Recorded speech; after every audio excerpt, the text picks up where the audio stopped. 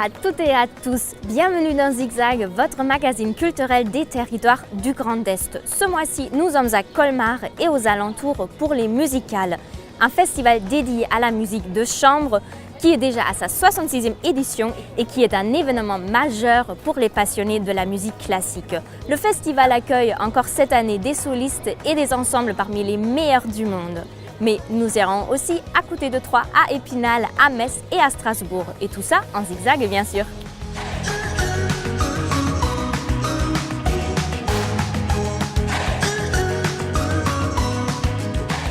Depuis 2004, c'est Marc Coppée qui assure la direction artistique des Musicales.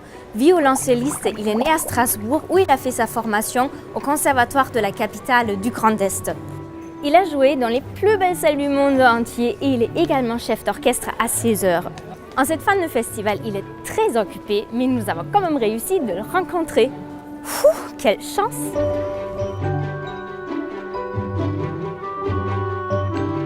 Rentrons dans le vif des sujets, les musicales consistent en résidence d'artistes. Oui, entre autres choses, effectivement, c'est une de nos spécificités d'avoir des musiciens qui séjournent à Colmar un temps relativement long par rapport à la réalité de l'emploi du temps de beaucoup d'entre eux, c'est-à-dire une semaine, ce qui permet de construire des programmes originaux et surtout de partager la scène. C'est-à-dire qu'il ne s'agit pas d'avoir le récital d'un tel ou le quatuor qui prend une soirée, même si c'est une très bonne chose, mais plutôt de se réunir autour d'une idée programmatique. On peut avoir à la fois de la musique ancienne, de la musique contemporaine, de la musique romantique, un pianiste solo, un grand groupe comme c'est le cas ce soir dans les Lieder de Mahler avec un ensemble d'une dizaine de musiciens. Voilà, c'est très souple. Et puis c'est un défi pour les musiciens. Ça c'est juste aussi, c'est-à-dire qu'ils sont mis à rude épreuve. Je les en remercie d'ailleurs publiquement toujours parce que je pense qu'il y a un plaisir de partager la musique, de le faire dans l'amitié, dans une ambiance particulière, dans cette ville qui est quand même un endroit magnifique, c'est un vrai joyau, dans des lieux aussi qui sont des très beaux lieux de concert. Oui. Mais c'est effectivement un défi, en tout cas pour un certain nombre des œuvres qui sont jouées. Et puis parce que je choisis des musiciens, alors c'est une manière aussi de répondre à votre question, qui ont cette polyvalence en fait.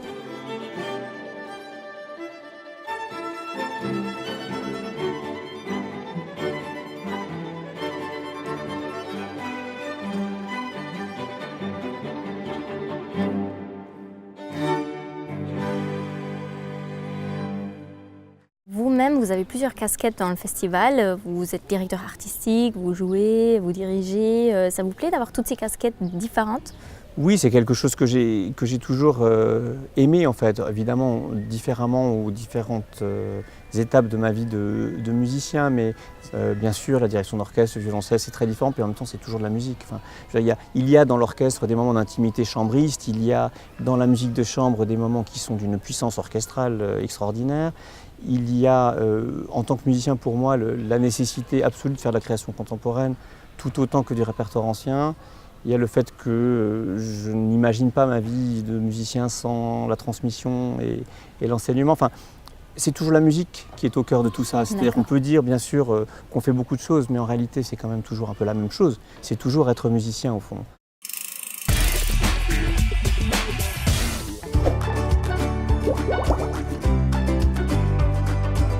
Parmi les musiciens invités dans l'édition 2018 de ces musicales, il y en a un qui vient de très loin, mais qui revient toujours. C'est un violoniste canadien qui se produit beaucoup sur son propre continent d'origine, mais qui a déjà été à Colmar en 2015 et en 2016. Mon petit nez me dit qu'il doit se plaire ici.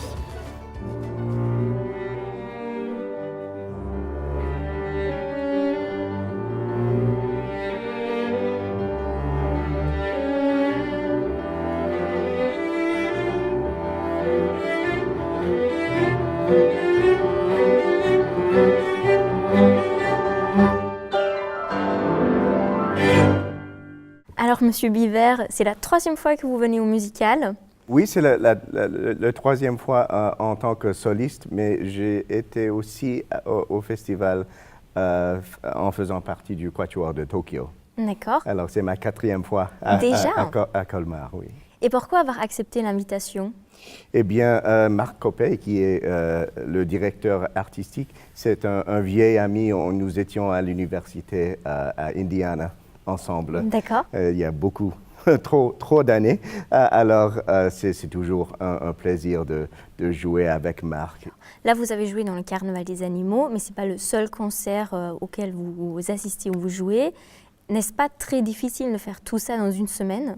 Oui, et je dirais que probablement le plus difficile, c'est pour Marc et le festival de vraiment faire l'horaire des répétitions, parce que c'est vraiment un casse-tête très, très compliqué.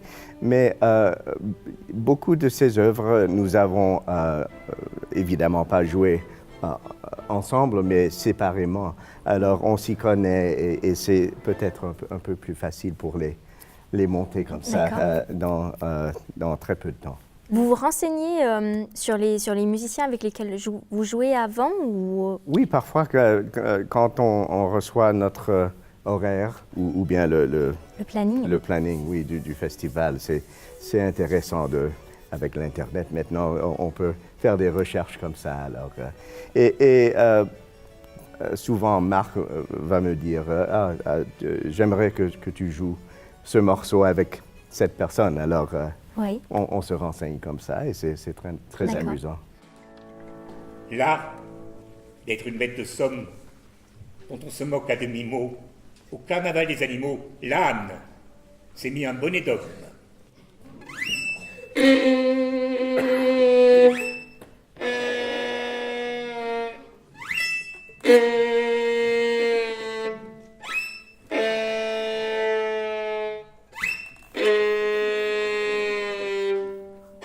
Ça vous a plu de jouer l'âne sur scène tout à l'heure? Oui, c'est toujours très amusant de jouer l'âne. Vous êtes d'accord avec la description des musiciens? Le pianiste qui fait comme ça. Oui, il y a certainement, on dit en anglais, a grain of truth. Certainement, c'est vraiment, je crois que Saint-Saëns a vraiment capturé l'esprit très, très bien de tous les animaux.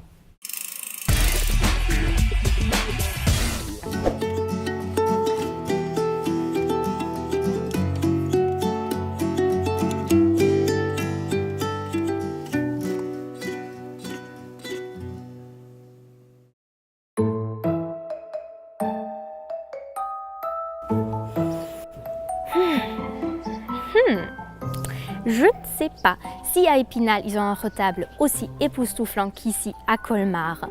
En tout cas, ils ont des artistes contemporains qui sont en train de créer une œuvre vraiment très originale sur un mur et devant les yeux de tout le monde. C'est le cas de Romain Grandmougin, alias Y84. Vosges TV a mis ses lunettes rouges et bleues pour cette rencontre car oui, il s'agit d'une œuvre en relief.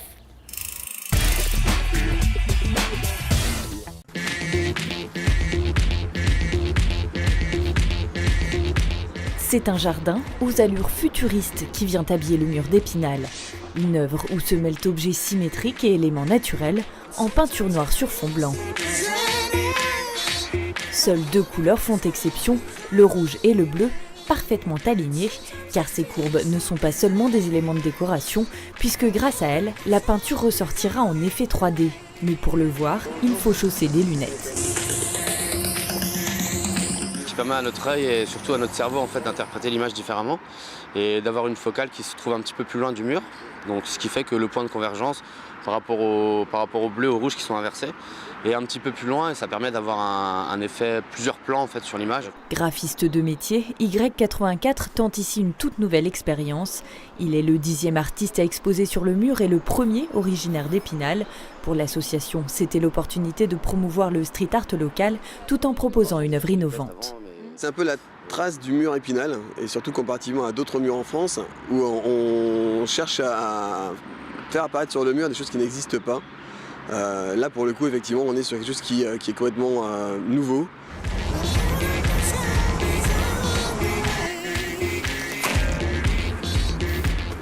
Inaugurée ce vendredi soir, l'œuvre restera visible jusqu'à fin mai. Des lunettes seront mises à disposition à proximité de l'œuvre pour permettre aux passants d'en profiter. Prochain artiste à exposer sur le mur Épinal, un jeune homme de 92 ans, Jacques Villeglé, pionnier du street art français.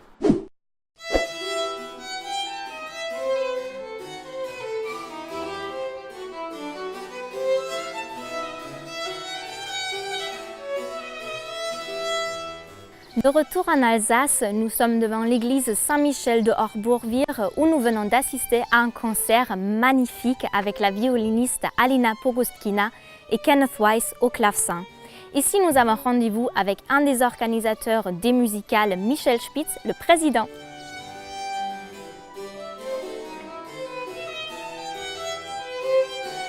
Nous nous retrouvons dans un lieu vraiment très bucolique. Vous pouvez nous dire 2-3 mots sur cette église? Alors là, nous nous trouvons devant une petite église à Horbourg-Vire, église Saint-Michel, qui est une église du XVe siècle, qui est un tout petit lieu très intimiste et qui fait partie de nos lieux fétiches pour certains concerts. Pour un petit concert intimiste avec 1, 2 ou 3 musiciens, là en l'occurrence, il y avait 2 musiciens avec un programme Bach.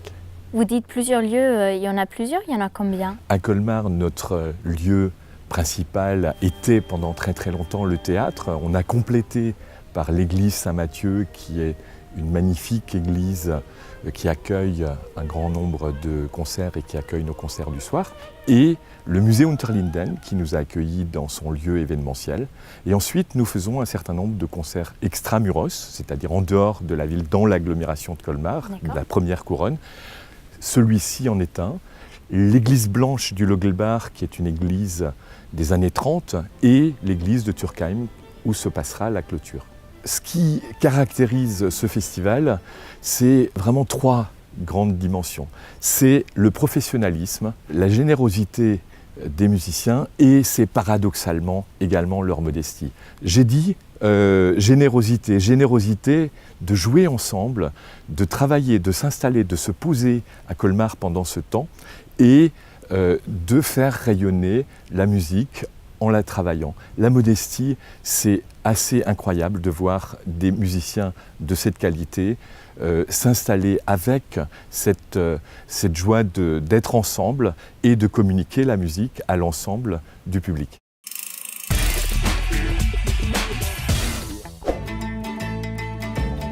L'heure des habitudes a sonné, c'est déjà le 5e numéro de Zigzag et évidemment, nous allons vous proposer une sélection de spectacles dans la région du Grand Est. Vous connaissez la formule, c'est subjectif à 100% et toujours tellement trop courte.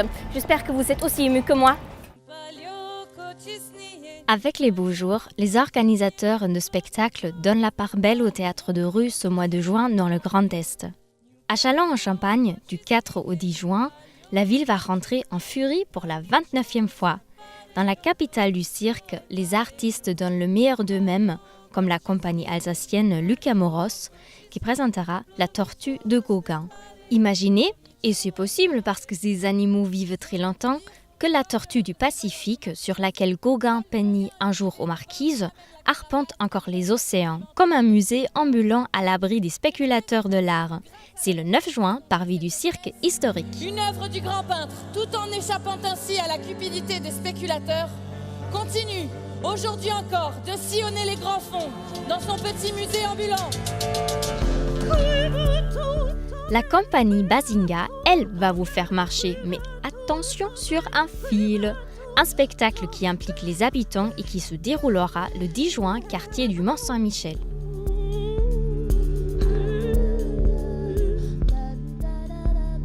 Qu'est-ce que je t'avais dit, tête de bois ? Le festival Passage se déroule à Metz tous les 2 ans.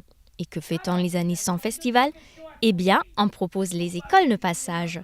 Pendant 9 jours vont être accueillis sur l'île du Saulcy et aux alentours des spectacles et des réalisations d'élèves issus des grandes écoles de théâtre nationales et internationales. Au programme, la Russie, le Burkina Faso, la Tunisie, mais aussi des écoles du Grand Est. C'est du 1er au 9 juin. Tiens. Mais là, tu prends une petite chose dans le panier. Avec l'été, attention, les grands festivals de musique populaire arrivent. En avant-goût, je vous propose la Magnifique Society. C'est à Reims du 15 au 17 juin. Tous les ingrédients sont là, de l'ambiance, de la chaleur. On la souhaite, des têtes d'affiche comme Orelsan en ouverture et Étienne Dao en clôture, en passant par Jane, Charlotte Gainsbourg ou encore Jane Birkin. Mais le programme est aussi riche qu'éclectique. L'escapade hors frontières ce mois-ci, c'est dans la Forêt Noire avec le Freiburg Festival. Nous n'avons pas vu le spectacle que nous vous proposons, mais on ne pouvait pas le rater, ça s'appelle, attention, Zig Zig. Du théâtre documentaire signé Laïla Soliman qui rouvre un chapitre douloureux de la guerre d'indépendance égyptienne au début du XXe siècle. Des soldats britanniques ont commis des viols sur des villageoises. Un rapport a bien été établi, mais le procès n'a jamais eu lieu. 100 ans plus tard, justice est un peu rendue à ces femmes victimes de la folie des hommes.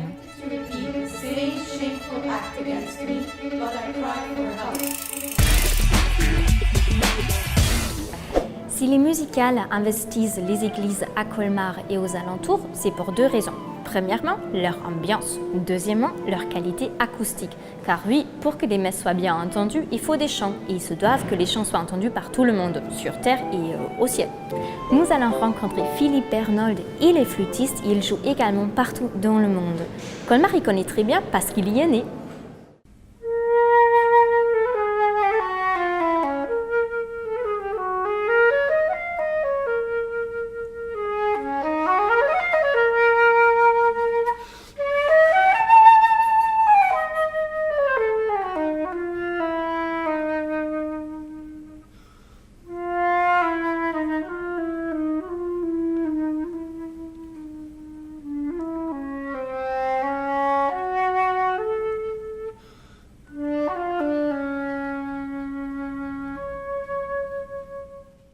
Qu'est-ce qui rend pour vous cette festival aussi particulier? Alors, ce qui est très particulier, c'est donc, et ce qui n'existait pas avant, c'est l'idée de réunir des artistes pendant une semaine et de fabriquer, les concerts que vous entendez là sont fabriqués sur place. D'accord. C'est vraiment fabrication artisanale. Il y a une espèce d'adrénaline supplémentaire le jour du concert parce que, après tout, on ne l'a pas rodé, on ne l'a pas joué 20 fois et ça donne quelque chose de tout à fait unique. Et je pense que ça, les gens le ressentent. En plus, ce qui est très intéressant, c'est de voir la différence qui peut exister entre la façon dont on répète et le résultat de la répétition et le soir du concert. D'accord. Parce que c'est pas tout à fait pareil. Parce que l'un va entraîner l'autre dans une espèce de... pas d'improvisation, parce que rien n'est improvisé dans la musique, mais dans une interprétation qui sera celle de l'instant.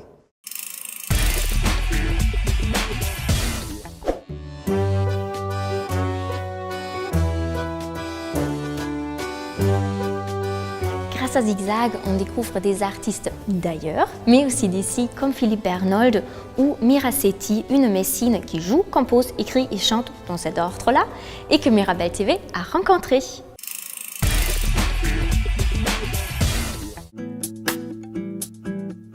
Je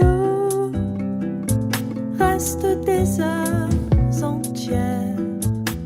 Elle a quelque chose de cosmique, Mira Sethi. Et ça tient autant à son univers musical insolite qu'à son nom de scène. Mira Sethi, en astronomie, c'est une étoile.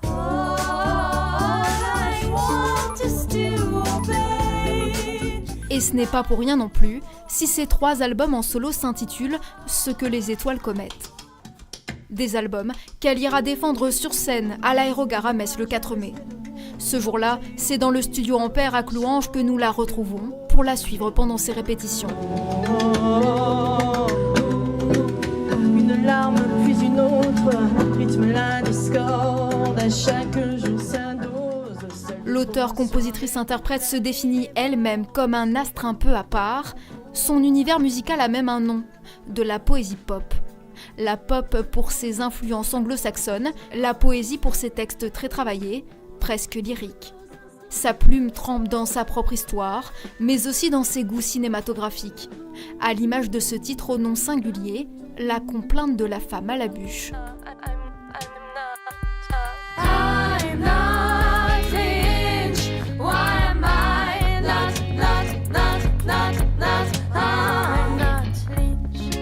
Je fais des rêves dont tout le monde se fiche.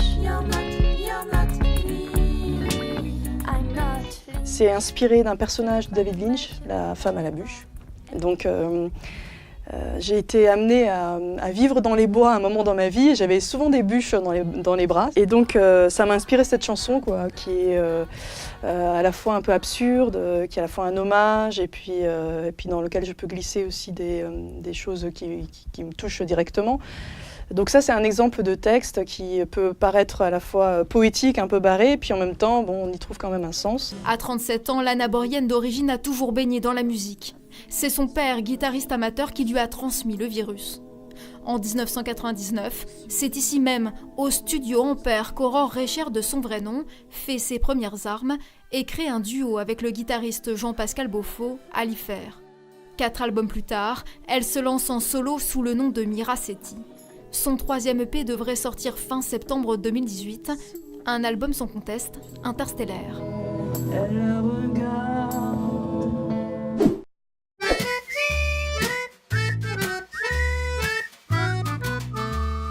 Si vous vous promenez à Troyes et vous passez près de l'établissement d'Aisne par le travail Arc-en-Ciel, vous risquez sûrement d'entendre des sonorités bien harmonieuses. Ne soyez pas surpris, il s'agit sûrement d'une répétition du groupe Clin d'œil particulier. 6 artistes pour qui la musique est bien plus fort que le handicap. Un reportage de Canal 32. Nous avons tous dans la tête des peu, savons-nous si effleurons les gosses. Et dans nos vies tout est inable, nous sommes restés dans la tête des gosses. Entre nous, le premier album de musique du groupe Clin d'œil particulier vient de sortir. 10 chansons de style pop-folk enregistrées en concert à l'occasion du festival Tous en Zik à la chapelle Argence de Troyes au mois de novembre 2017. On chante surtout l'amour, les rapports humains. Alors dans le groupe, il y a toujours Guy Velu qui écrit les textes. C'est le fondateur de l'espace ESAT et puis moi qui fais les arrangements et les musiques sur certaines. Sur scène, ils sont donc 6 aux instruments et au chant. Chanter est un plaisir, une interprétation pour transmettre leur art. Pour nous, un message d'espérance, parce que c'est vrai que dans le monde, il y a beaucoup de choses qui sont néfastes. Et quand on s'aperçoit que le seul moyen de se replier, c'est d'écouter de la musique, et ben voilà, ça casse les barrières. Karine a toujours voulu chanter, faire partie de Clin d'œil particulier lui donne de l'énergie. Quand je suis sur scène, eh ben, je m'éclate. Parce que je trouve qu'il n'y en a pas beaucoup qui font la même chose que moi dans le monde. J'ai beaucoup de choses à leur donner. L'amour, c'est ce qui compte pour moi dans la vie. Un album qui est aussi un prétexte à jouer ses titres sur scène. Le groupe prévoit une tournée en France. Je suis un rêveur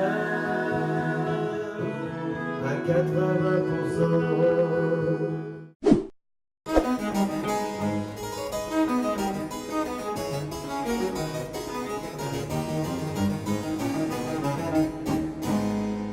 Derrière moi, vous découvrez l'église Sainte-Anne de Turckheim où les musiciens viennent jouer Händel et Brahms pour clore ces musicales 2018.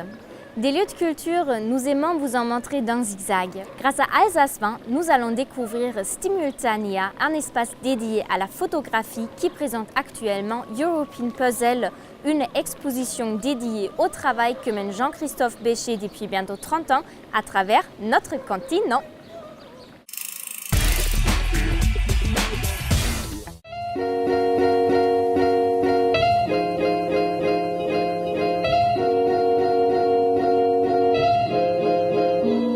Tout a commencé pour moi en 1991.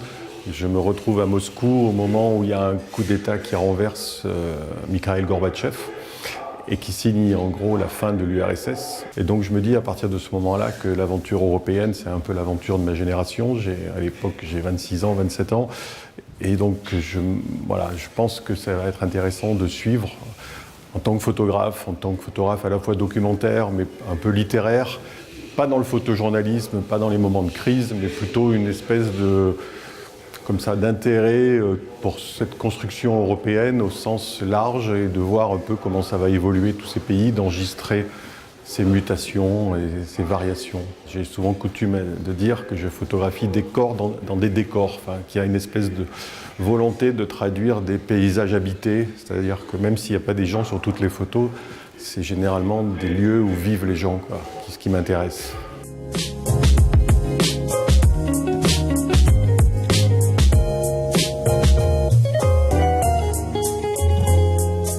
Et au bout d'une quinzaine d'années, à peu près, j'ai commencé à essayer de voir comment je pouvais mettre tout ça ensemble pour raconter ce parcours qui est devenu un puzzle. Ce qui a beaucoup changé en Europe de l'Est, c'est surtout les habillements, la façon de se comporter, notamment de la jeunesse, qui s'est mondialisée. Donc c'est pour ça que je finis mon livre sur Bucarest, en photographiant des jeunes roumains de Bucarest, où quand on les voit, personne ne pourrait dire s'ils sont espagnols, s'ils sont français, s'ils sont allemands, ou qui sont roumains.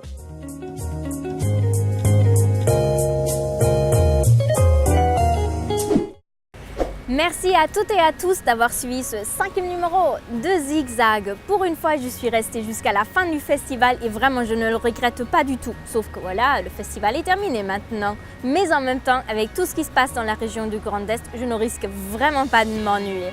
Je vous donne rendez-vous le mois prochain. Nous serons dans les Vosges pour le festival des Abbayes et Rue et compagnie. Et en attendant que le spectacle vivant soit avec vous, rideau!